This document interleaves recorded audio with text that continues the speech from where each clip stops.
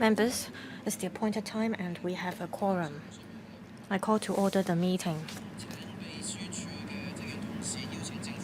I'll ask the staff from the Secretariat to invite the government representatives to join us.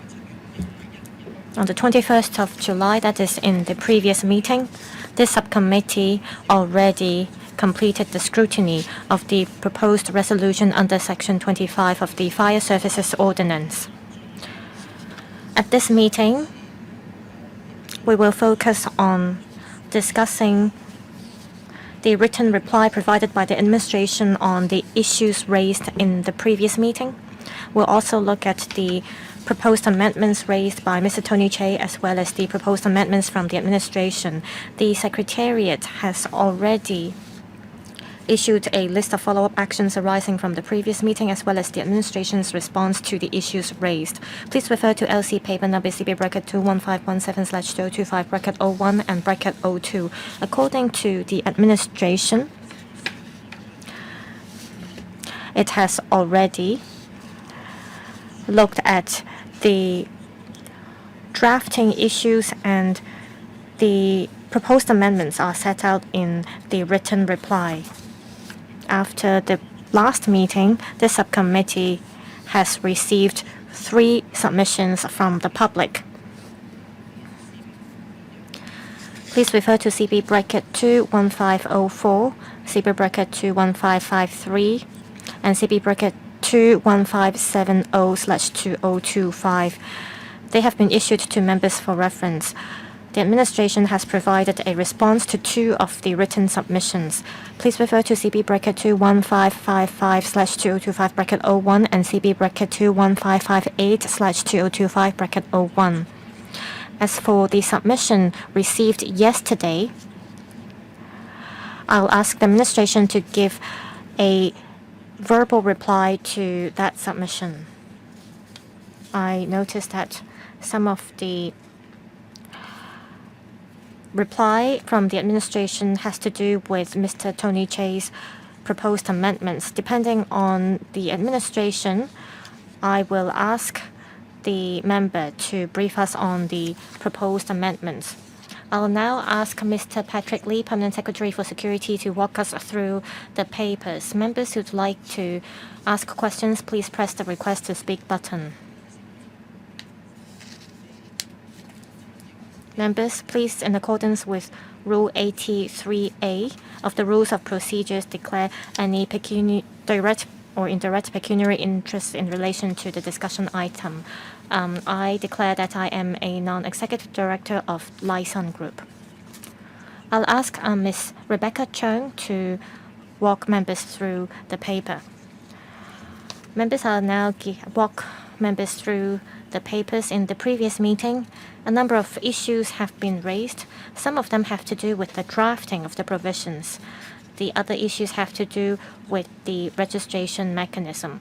These are all very valuable views. After the previous meeting, we looked at the provisions again on issues raised on the registration mechanism. I think they align with our policy intent. After we have looked at the provisions, we have proposed a number of amendments. We will amend Section 3, bracket 16 to F, 72, 79, and 87. The details are set out in paragraphs 2 to 4, 11 to 12, and 22 to 24. We hope members will support the proposed amendments. Thank you. Let's see if there are members who would like to put questions to the administration. Those who wish to speak, please press the Request to Speak button. Mr. Tony Che. 4 minutes, including questions and answers. Thank you, Chairman. I'd like to follow up on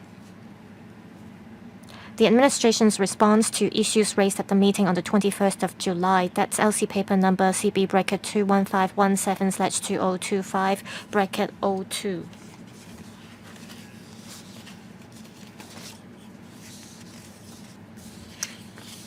I thank the administration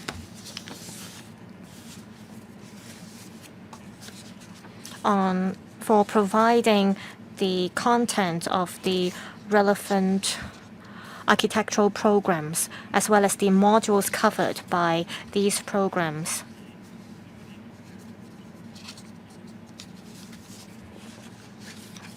The list here sets out the relevant programs in the architectural discipline.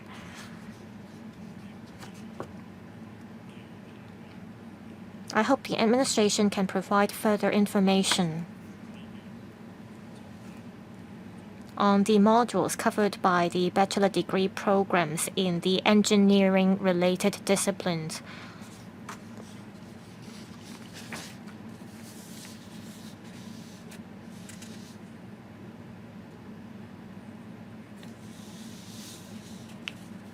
I want to know if these programs cover fire engineering related knowledge.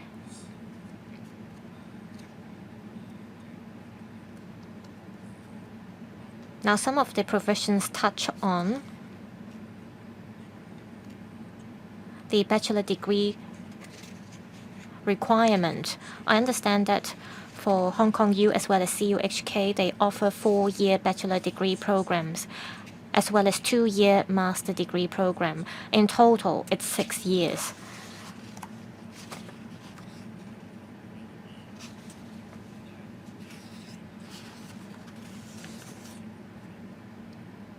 And I wonder if the information listed out here have to mainly do with the bachelor degree programs.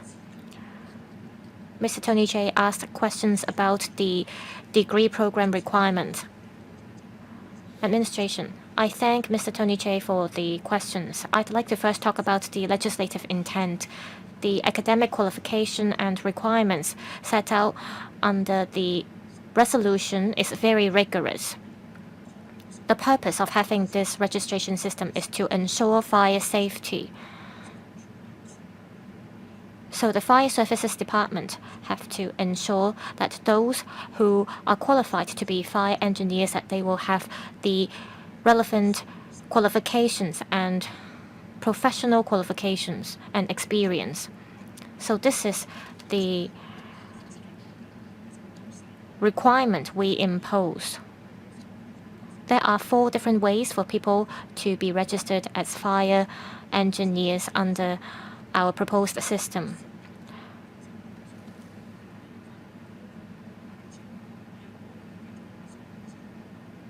We are proposing this registration system.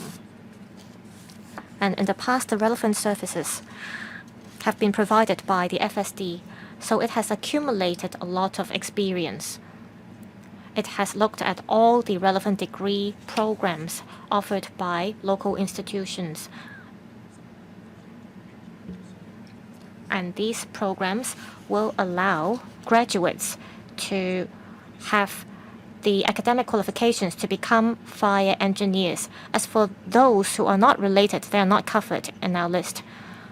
Chairman, I will now invite the Director of Fire Services to supplement. Director. Now, on engineering-related disciplines and relevant programs, we have studied them in detail. Paragraph B lists out the engineering-related programs, including those concerning building surveying. We think that they are very related to the work of fire engineers.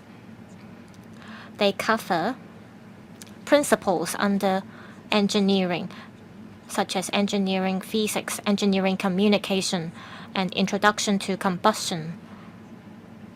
These subjects are covered in the relevant bachelor degree programs. They have to do with the principles, and some of them cover engineering calculation.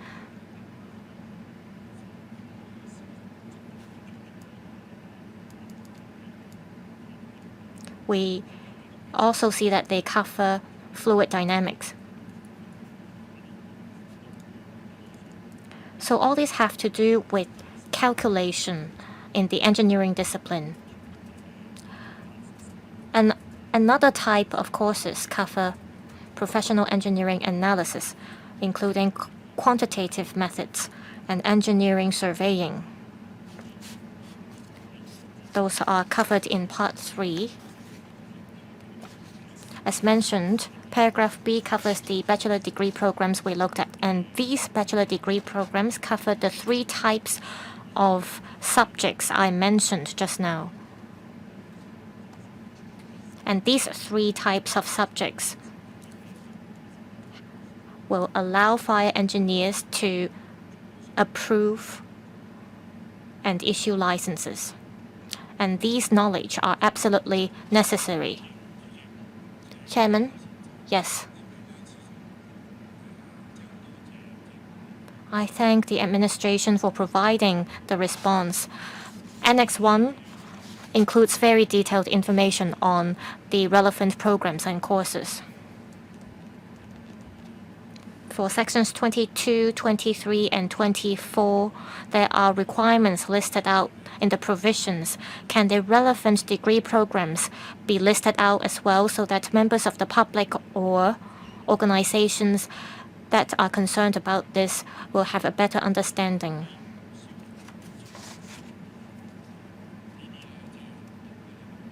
We want to know the basic requirements to be fire engineers.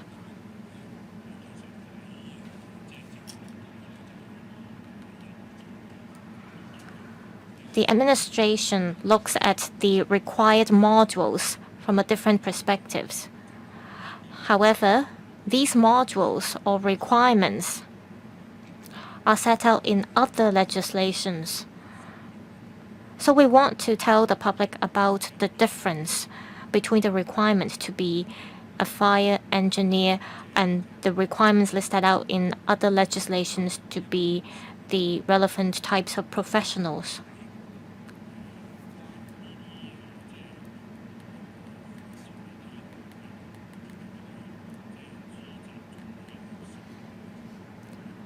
And I want to know if these modules are concentrated in bachelor degree programs as mentioned. To graduate from an architectural discipline, it requires 6 years, 4 years of bachelor degree programs and 2 years of master's degree program. Administration, another set of questions about the programs and courses. Thank you. Mr. Tony Che asked about the master degree programs offered by Hong Kong U and the CUHK. We have looked at the program details and they do not cover the engineering principles I covered, including engineering calculation or engineering analysis. We've looked at those courses and programs. Chairman, the administration did not answer my questions. I asked whether they can provide relevant information. Yes. We got another submission from the public today about master degree programs.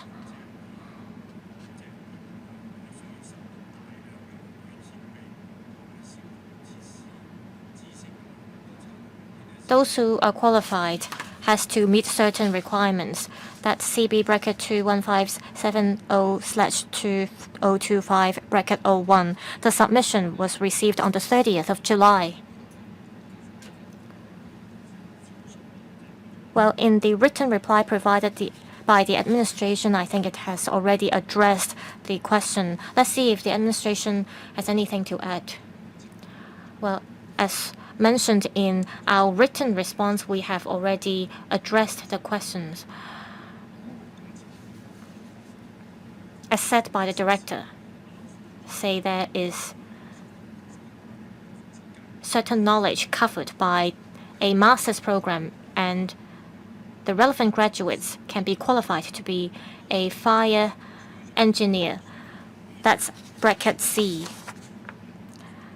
That will be equivalent to the qualification we ask for, and those people who meet the requirements can become a fire engineer. And we have already provided information about the relevant degree programs and courses. Let's see if we missed out on anything. Mr. Tony Che.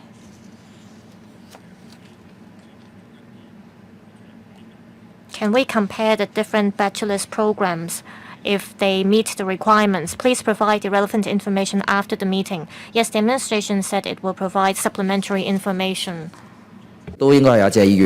I think what the administration said, the information that they are going to provide is exactly what you want.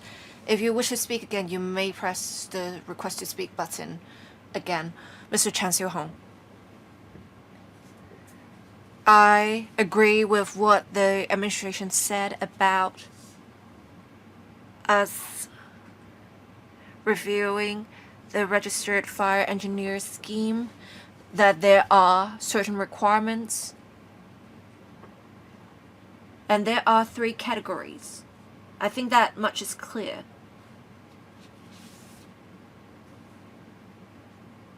Either way, the Fire Services Department should make sure the personnel are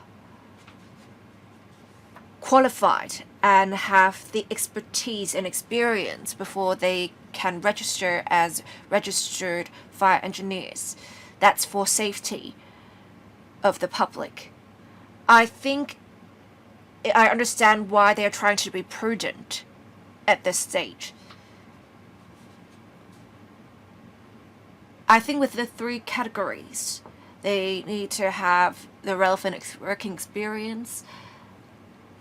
And for those who are registered professional engineers who are qualified, some are already working in fire engineering.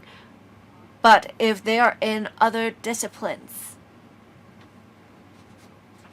in the construction industry, that possess knowledge in fire engineering, they also have a pathway to become registered fire engineers. For the 3rd category, the director may exercise their own judgment to ensure fire safety. We can't casually let those that do not fit into the first 2 categories register. But if it is someone with adequate working experience and knowledge, the director can still approve of someone to become a registered fire engineer. So I think there is a pathway for the director to exercise discretion. Mr. Tony Te conveyed views that I actually heard in the sector from different professions. In the proposed provisions, the requirements are quite clear, but then there are some in the construction industry that have been dealing with fire safety installations or fire services. They are already authorized persons and they are very interested in becoming RFEs, and they are already vetting plans. But it seems that while they are already authorized persons or not authorized persons but working in the relevant areas, they may be prohibited from working in such areas in future because they may not be allowed to register. So if they wish to register, as we said before, they may take some top-up courses or professional courses. This is the plan of the administration right now. So I think in future the government can think about how we can flesh out the details about the top-up courses, because these are not included in the provisions at the moment. So for this potential group of people that may receive approval from the director, if they want to undertake further training and they want to take the courses, can you list the details of the courses as soon as possible so that these potential applicants can take the relevant courses, and then they may undertake an interview or whatnot to become registered fire engineers. I just want to seek clarification on this. Maybe the reply provided by the administration will allay the concerns of Mr. Tony Tse. We have talked about engineering calculation or fluid dynamics being requisite knowledge. If one has taken a master's program and the master's program does not have the relevant subjects, can one take top-up courses to get the qualification or to get registration? I would ask members to observe the time limit and leave some time for the administration to reply to their questions. Mr. Andy Young, we will set up a registration committee after the provisions have come into effect. We do welcome those who have dealt with fire safety installations to take some of the courses we have in mind, and the courses will be provided by departments or the different academic institutions. We will try to make sure people who want to take the relevant courses as soon as possible. I want to ask, will the courses be set out in the code of practice, or how will you tell people what courses you have in mind? We will announce the list of courses outside of the code of practice. We have 4 courses in mind.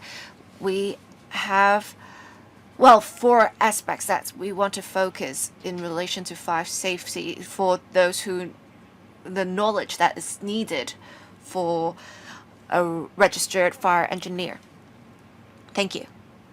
Dr. Lo Wai Kwok. We have been discussing this scheme for many years. The earliest, I believe, was 2007, and then in 2017, the LegCo passed the relevant amendment ordinance, and then we are now going to implement the scheme.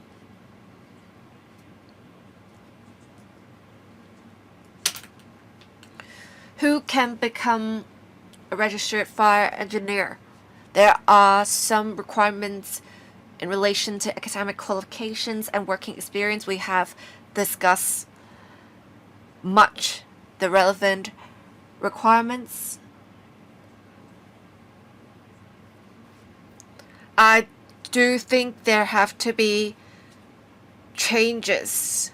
There's always room for improvement, I would say.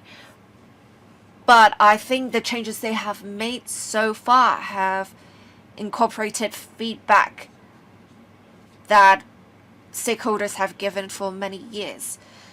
With fire safety assessment, fire services installation or ventilation system,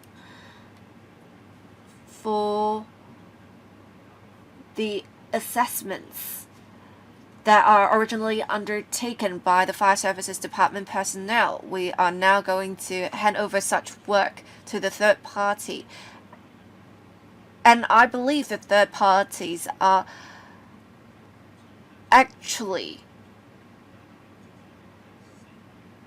going to deal with the fire services installations. And because the fire services department personnel have been dealing with such applications, I believe they know best what the requisite knowledge and requisite working experience are.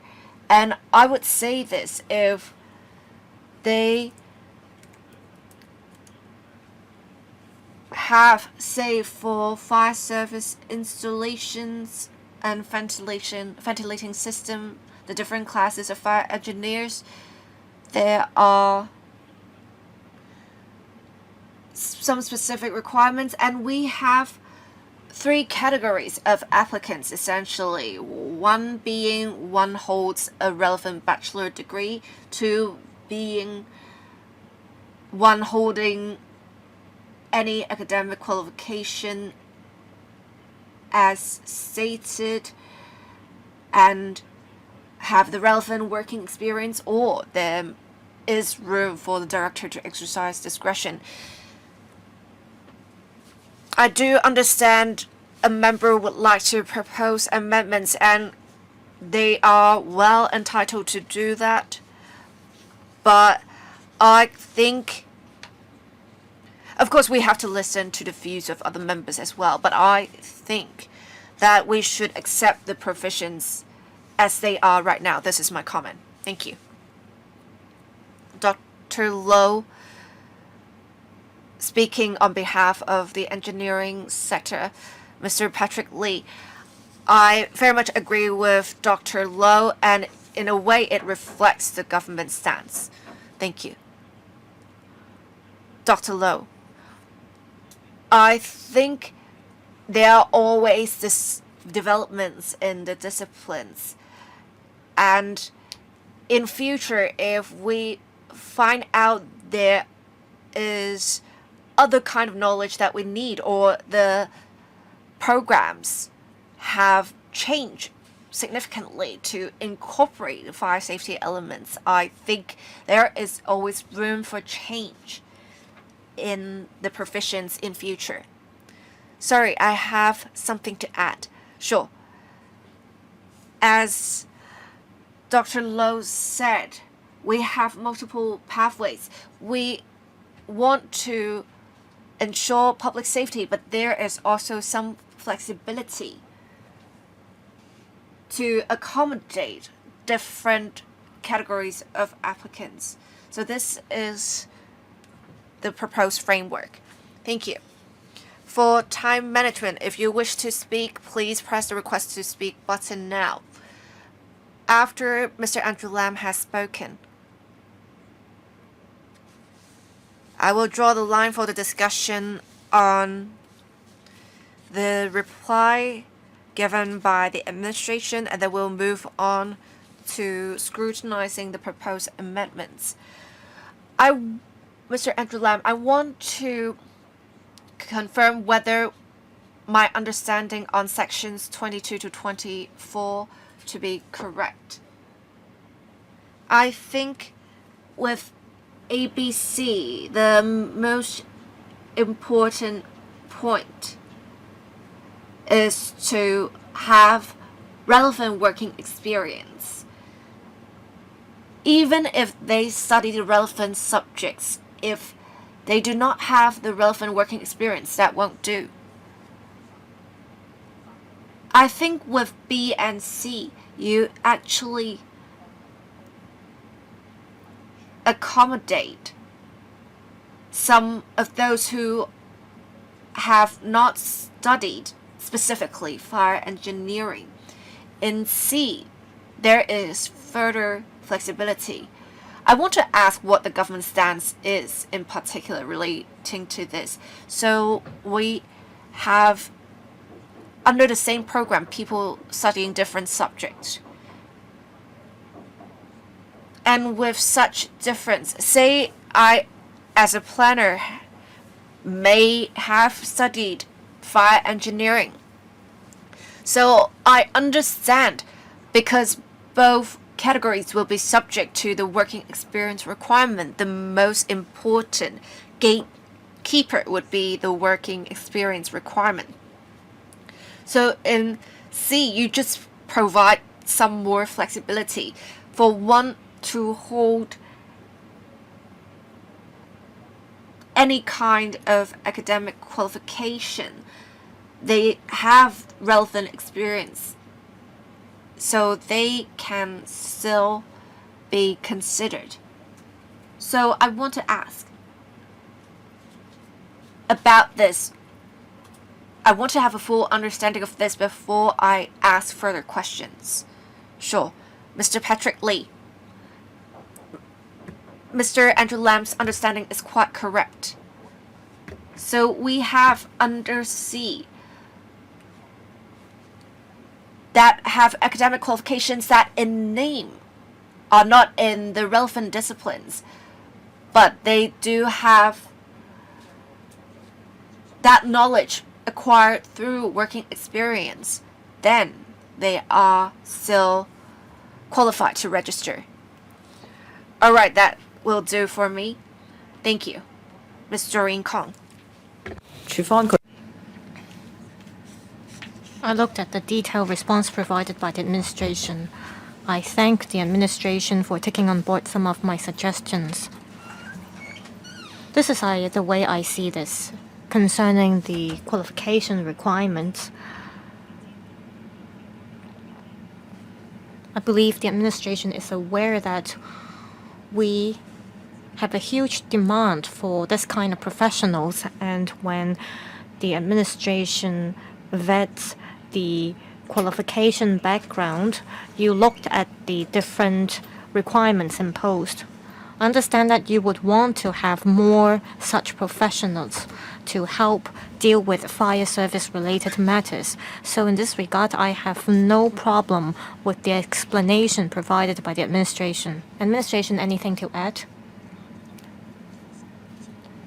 To give a simple response, as said by Ms. Doreen Kong, we hope that we could provide a pathway for the businesses to apply for licenses. We also want to make life easier for businesses in general. If there are no further questions, I'll deal with the next agenda item.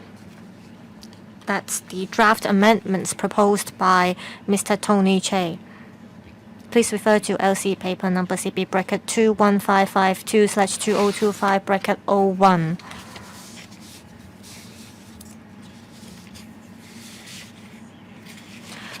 It is to amend the requirements for registered fire engineers. I will then ask Mr. Patrick Lee to brief us on CB bracket 21558/2025 bracket 02. That's the administration's response to Mr. Tony Che's proposed amendments. Members who have questions, please press the request to speak button. Mr. Tony Che, please. How much time do I have? 4 minutes. Well, 4 minutes won't be enough for me. I just want to give you a notice in advance. Now, my proposed amendments is mainly to include architectural studies in sections 22 to 24. I want the administration to include bachelor degree programs in the architectural discipline in the requirements.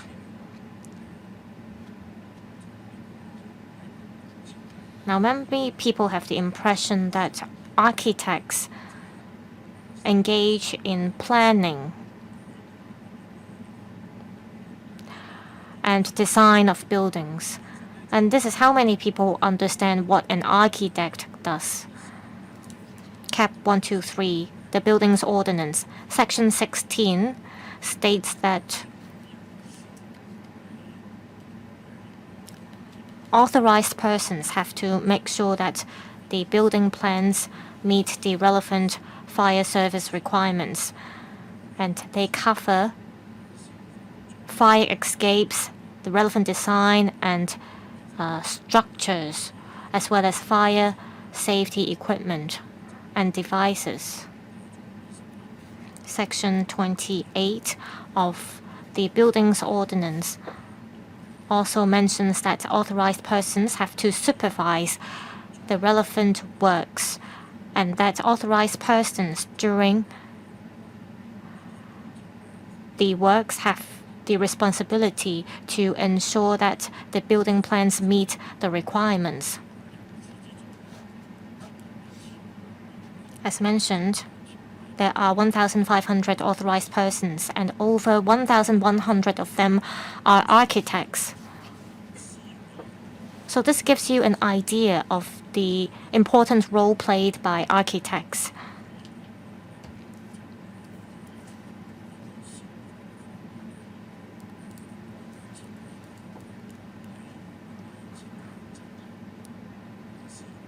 They help design and implement works, and they also supervise fire safety works. To get the qualification to be an architect, a registered architect, out of the 8 paper exams, 5 exam papers have to do with fire safety or relevant matters.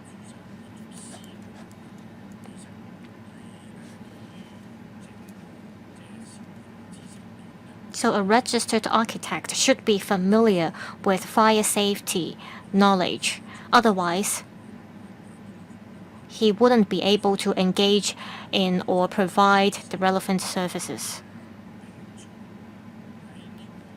So my view is that you are excluding architects from your registration regime, and this is not fair. That's why I'm proposing the amendments. I understand that the administration has provided a response and that it would not accept my amendments.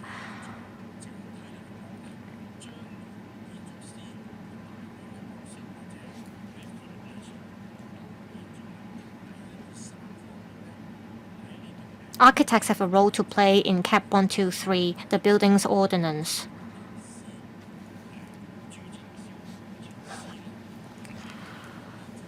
In future, should registered fire engineers be covered under CAP 123 as well, other than registered architects? Will that cause any duplications? Will extra fees or consultancy fees be incurred if registered fire engineers are to be incorporated as well?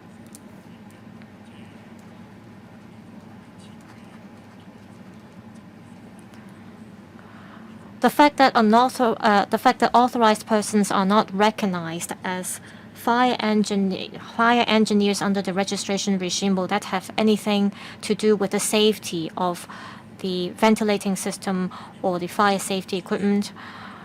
Well, from these perspectives, I hope members will support my proposed amendments. I think Mr. Tony Che has explained his proposed amendments clearly. Administration, please provide a response. I thank Mr. Che for the explanation.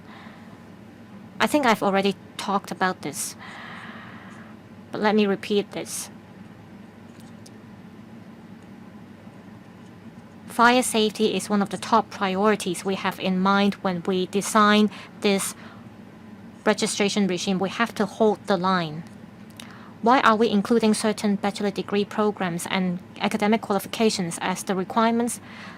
This is based on the years of experiences we have accumulated within the FSD. We have looked at the programs offered by the tertiary institutions in Hong Kong, and that's how we came up with requirements.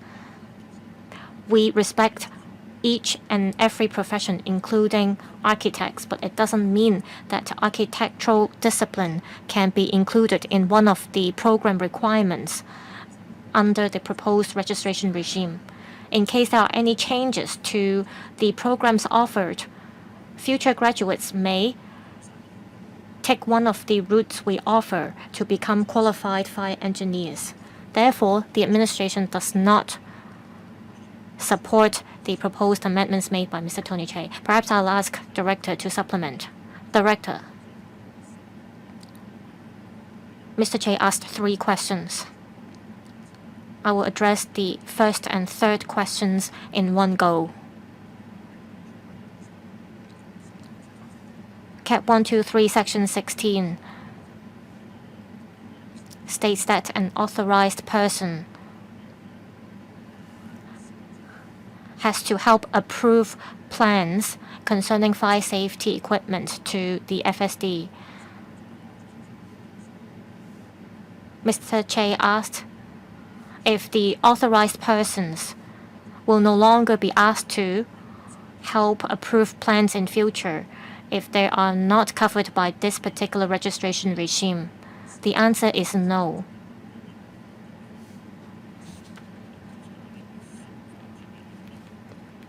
This is because the plans approved by APs are different from the work to be done by the future registered fire engineers.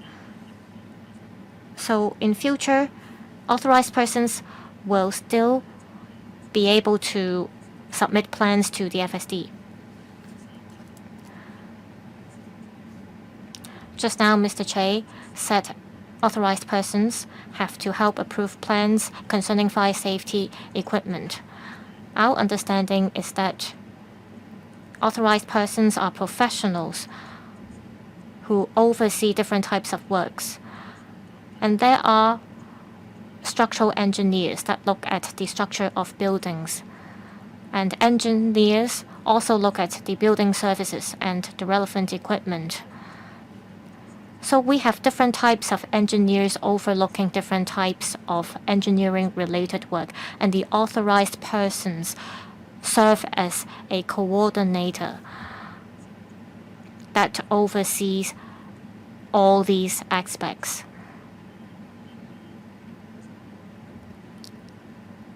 So this goes back to the question we talked about.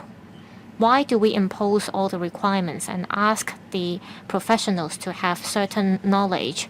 This is because the registered fire engineer will have to have knowledge about the fire safety system.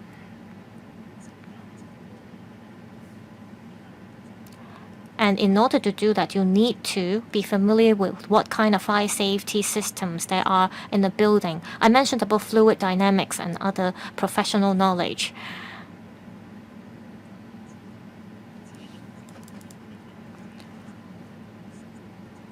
Fire engineers will not only have to possess mainstream knowledge about fire safety systems. And currently, engineers who are responsible for approving plans, they need to rely on fire engineers to deal with knowledge that have to do with fire engineering. So we ask future fire engineers to have the relevant knowledge. Just now, Mr. Tony Che said to be a Hong Kong IA member or an RA, that is a registered architect, you have to pass 4 exams. And some papers cover fire safety equipment knowledge. For example, in paper 1, you're asked about the code of practice. I agree that an engineer or a registered architect will know what kind of fire safety systems there are in different buildings. And for the 4th exam papers, it has to do with FSD circular, which updates what kind of fire safety equipments there are in different buildings. The 5th exam paper talks about the relevant regulations. And this has to do with the emergency vehicle access, for example. This also has to do with a design of a building. And lastly, the 9th exam paper is the interview.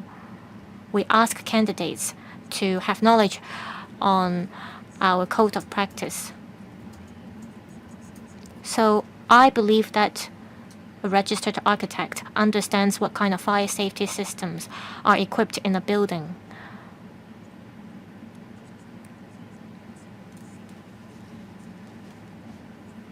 But for an RA who takes part in a certain types of works concerning fire safety, he may come across fire safety models or relevant engineering calculation, and you will have to have the knowledge in order to become a registered fire engineer in the future. Permanent Secretary. Just now, the director explained why we are not including architectural studies into the provisions. I want to reiterate that the administration does not support the proposed amendments made by Mr. Che. Next, Mr. Tommy Zheng. While we're scrutinizing the relevant provisions, I actually had reservations initially because the registrations would involve licensing fees or registration fees. For me personally, I would appreciate a higher supply of such personnel because the fees will be lower with more people who are registered. But while we were looking at the qualifications, I don't think my sector would want you to sacrifice the requirements, that is, having a lower bar to have more people who can register, by doing so sacrificing fire safety. And we have talked about how the Hong Kong Institute of Architects said in future, if we scrutinize the course list of relevant architectural programs and see that the graduates would possess relevant knowledge, we can include them in future. I would say the F&B sector would prefer having someone other than the Fire Services Department personnel provide such services, because that will shorten the waiting time. Therefore, I do not accept the amendments proposed by Mr. Tony Tse, and I think the Bills Committee should not should not accept the amendments proposed by Mr. Tony Tse. I actually would like to echo a point made by Mr. Tommy Zheng. There are some programs that do not have the relevant subjects at the moment, but if they include such courses in their programs in future, you will consider including the programs in the list of qualifications, right? Yes, that is exactly what we said. We want to ensure fire safety, but we want to accommodate more groups if possible. So if they can show that the relevant programs can equip graduates with the relevant knowledge, we will consider including them in the list in future. And the current provisions already have that effect. Thank you. All right, next, Mr. Tony Tse. Thank you, Chair. Authorized persons right now already have the responsibility to ensure the plan submitted to the Buildings Department and the Fire Services Department that the relevant fire safety requirements are met, and the plans will later be vetted by the Fire Services Department. I'm sure the Fire Services Department personnel are well aware of the relevant requirements because they had to vet such plans before. And I want to ask, for the plans that have been submitted, 70% of them are prepared by architects. So also, as I said earlier, the HKIA has 1, 3, 4, 5 papers. The papers actually involve fire safety knowledge, and we also have a practicum component that would assess one's fire safety knowledge.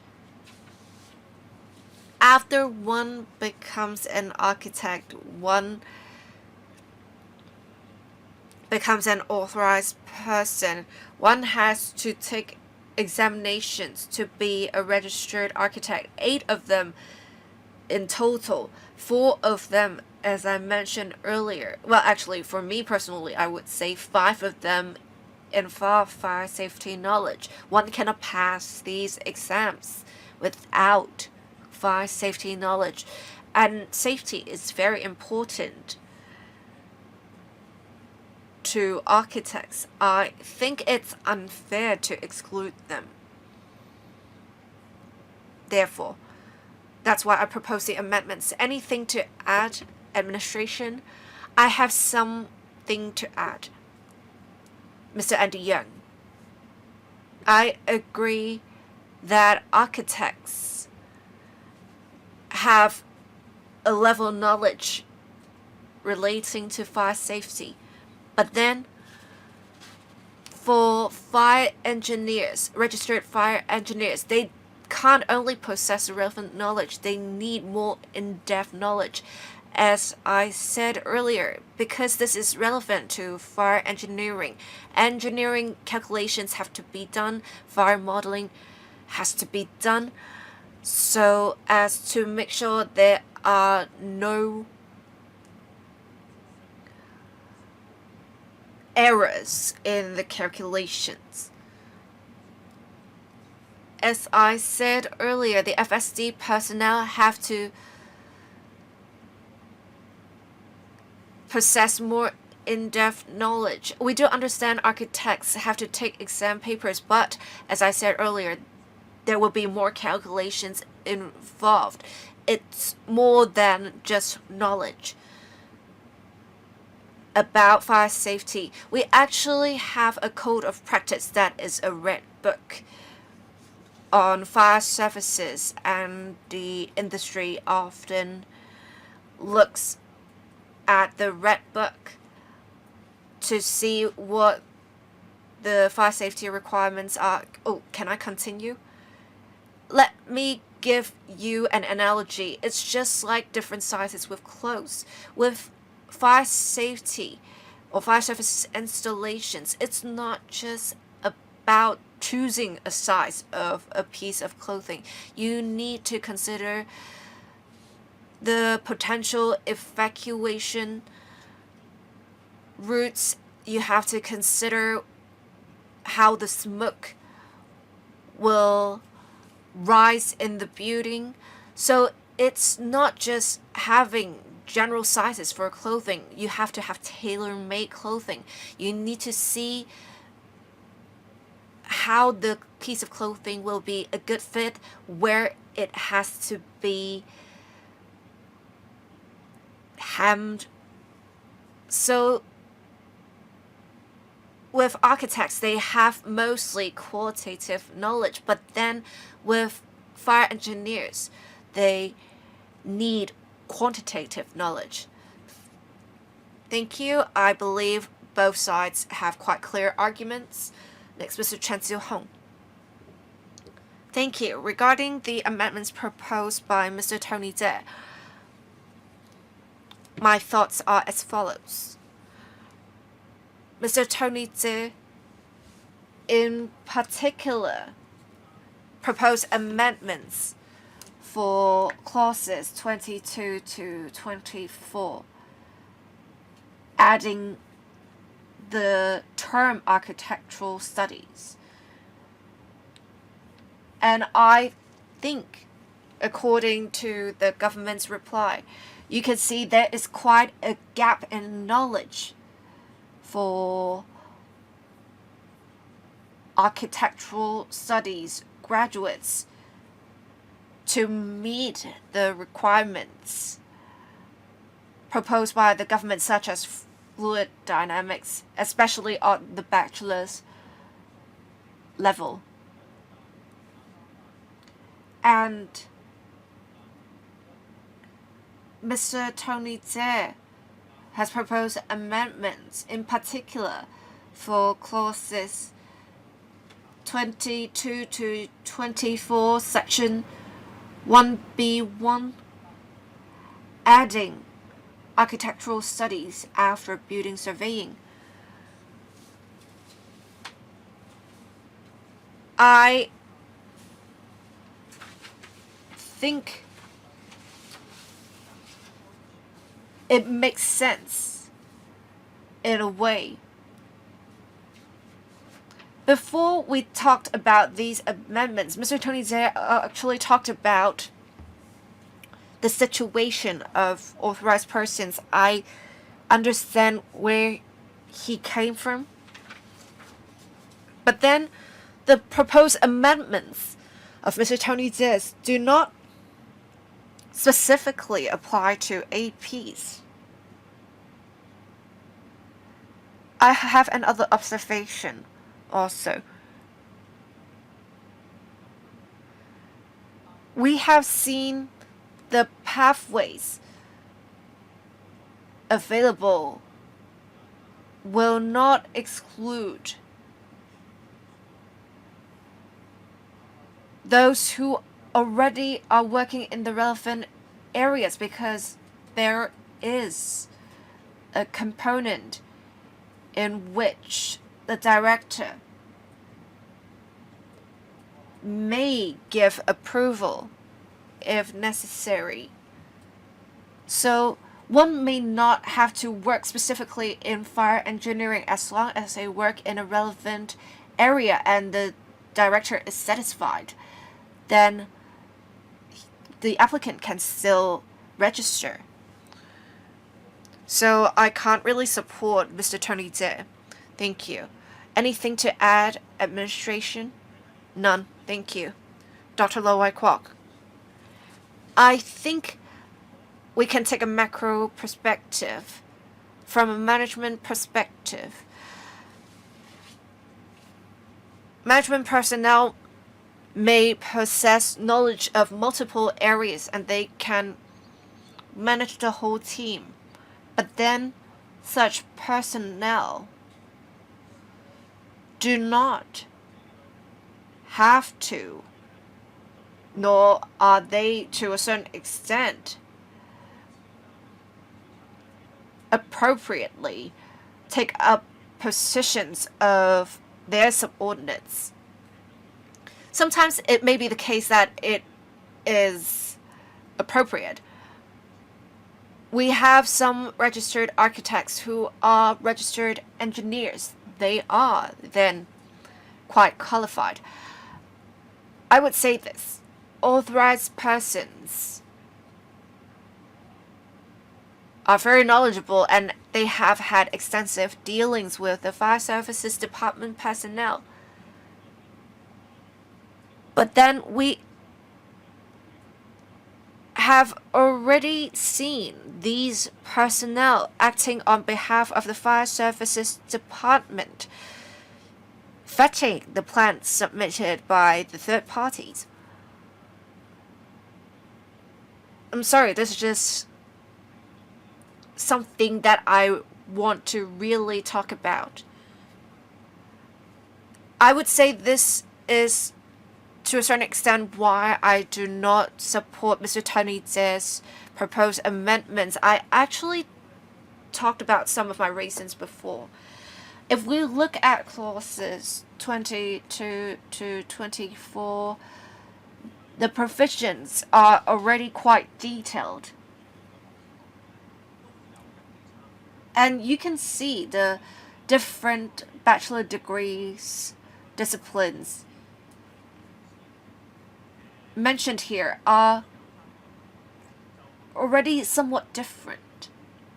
So I think they have had regard to the different classes when they formulate different qualification disciplines in the requirements. So I think FSD has considered this thoroughly. And as I said earlier, we have had extensive consultations for 18 years. I think we have some very clear observations now, and I think we all want to move forward. Thank you. Anything to add, administration? All right. To better manage time, members, if you'd like to speak on Mr. Tony Tse's proposed amendments, please press the request to speak now. Otherwise, I'll draw a line after Ms. Doreen Kong speaks. I'll also put this item to vote. Thank you. Ms. Doreen Kong? I've looked at the proposed amendments made by Mr. Tony Che. I'm looking at this from the legal perspective. I've looked at the laws in other places because there are registered fire engineers in other places as well. Take Singapore as an example. On their register, they have 100 registered fire engineers, but perhaps only one of them are architects. All the rest of them have an engineer background. I've looked at that one architect on the list, and that person did a master degree program in fire safety. Well, I don't want Hong Kong to stand out in this regard because we want to align ourselves with the international standards. I've also looked at the practices in other places, such as Vancouver, British Columbia.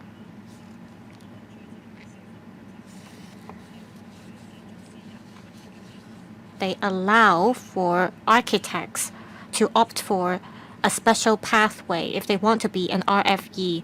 They need to take certain fire safety related courses. They also have to pass an exam.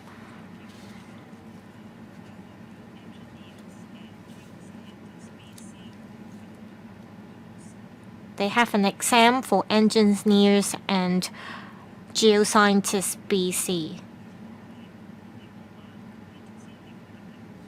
So it's not that we are excluding architects entirely from this registration system, but like Mr. Andrew Lam said, we are allowing them certain degree of flexibility. As long as they have enough work experiences, they will be able to apply to become an RFE. Administration. Ms. Doreen Kong is right. As mentioned a number of times, we're not ruling out architects. We are leaving pathway B and pathway C for them. And we have to bear in mind fire safety as we implement this regime. My personal view is, regardless of whether this proposed amendment is passed, I hope the administration will continue to talk to the trade, in particular the architectural trade. I hope you will talk to the architects in the sector. Dr. Lo Wai Kwok, just want to add one point. Please be brief. I absolutely agree with what you said. Things may keep evolving. And I think the discussion we've had just now is a very constructive one.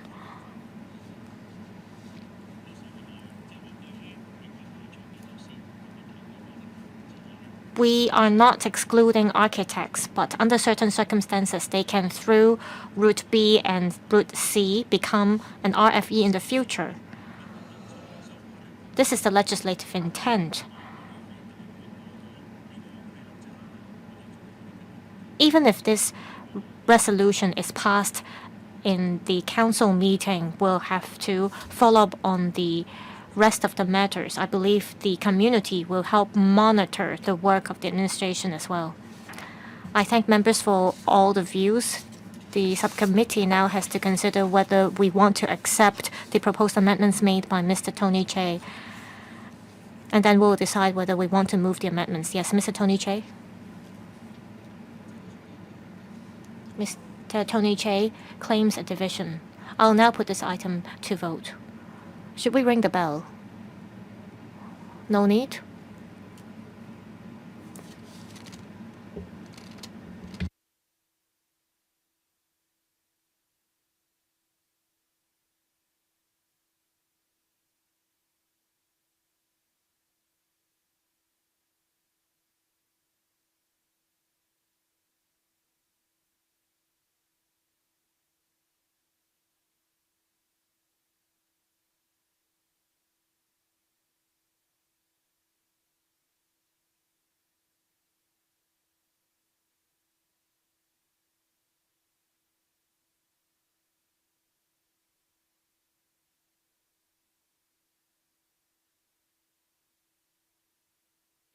張議員。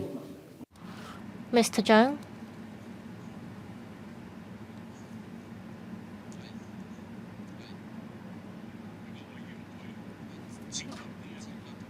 Mr. Tony Che wishes the subcommittee to move this amendment. Yes, he wishes that we, as a subcommittee, would accept the amendments and move the amendments.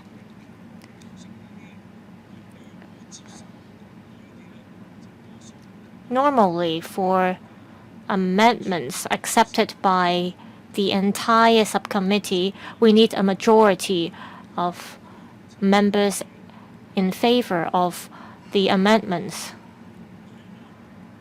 What happens if we have a vote of 5-4? Well, of course, members can make any request they wish, but my question is, well, we haven't voted yet. Well, are we going to look at the number of votes, and depending on how members vote, we decide whether we want to accept the amendments? If you have paid attention to the discussion we've had just now, most of the members are not accepting his amendments. Well, I also noticed that members have expressed their views, but at the same time, I realized that some members did not speak or express their views.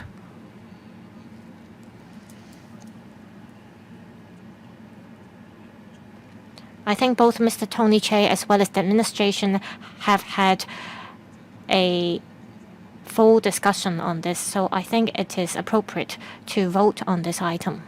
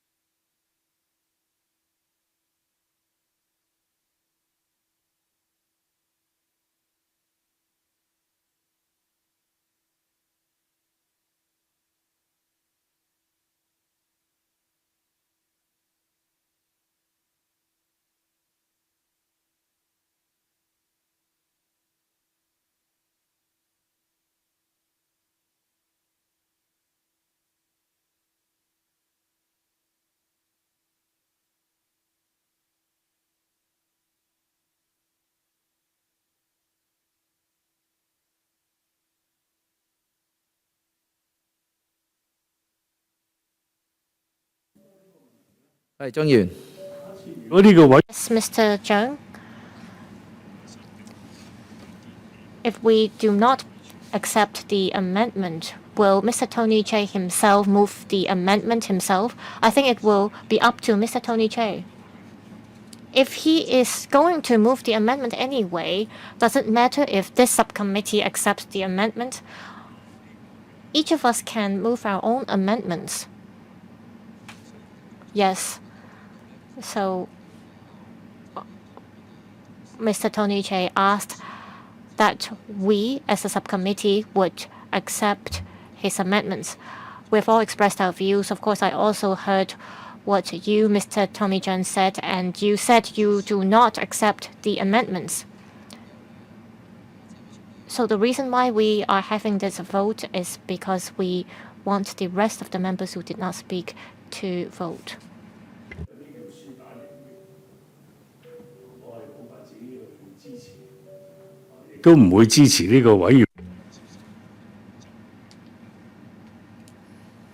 I don't think members will accept this controversial amendment. Members, you may proceed to vote now. 好，請大家 Please press the button. Have we all voted? Please check the vote. 9 members present, 1 in favor, 6 against, 1 abstention. I believe the majority of the members do not agree to the amendment. This amendment is not passed. Now let's proceed to the remaining agenda items.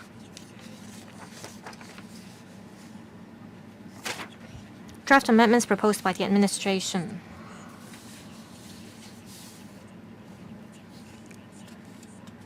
On the 18th of July, the administration provided a set of paper that's CB bracket 21471/2025 bracket 02. And in the previous meeting, the administration, when walking us through the clauses, talked about the proposed amendments. Will the administration walk us through the rest of the proposed amendments? No need.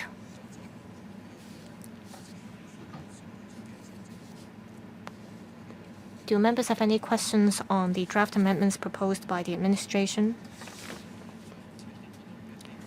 If not, I'll ask the administration to, as soon as possible, provide the entire draft of the proposed amendments. The legal advisor of this subcommittee will confirm that the Chinese and English versions of the draft amendments are drafted properly.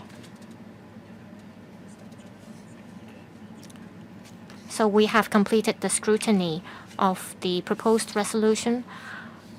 We will decide whether we will circulate the following documents to members, which include the full set of draft amendments proposed by the administration, as well as the supplementary information to be provided by the administration. Do members have any views?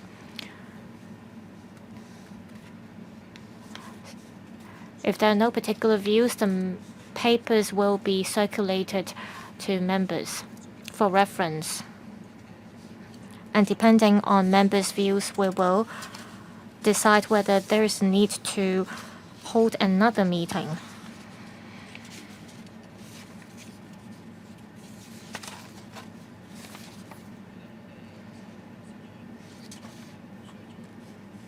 If there is no need for us to hold another meeting, this subcommittee will have completed all the scrutiny work. The administration may, in accordance with Rule 29, bracket 1 of the Rules of Procedures, make a notice for amendment again, and the notice will have to be given no less than 12 days before the council meeting. Will the administration propose a date now? We will propose a date as soon as possible because we do want to implement this scheme as soon as possible. I believe the Secretariat will talk to the administration again about the proposed resolution. We will also inform members of the timetable, including the date to make a report to the House Committee, as well as the deadline for making notices, for making amendments. There being no further matters, meeting adjourned.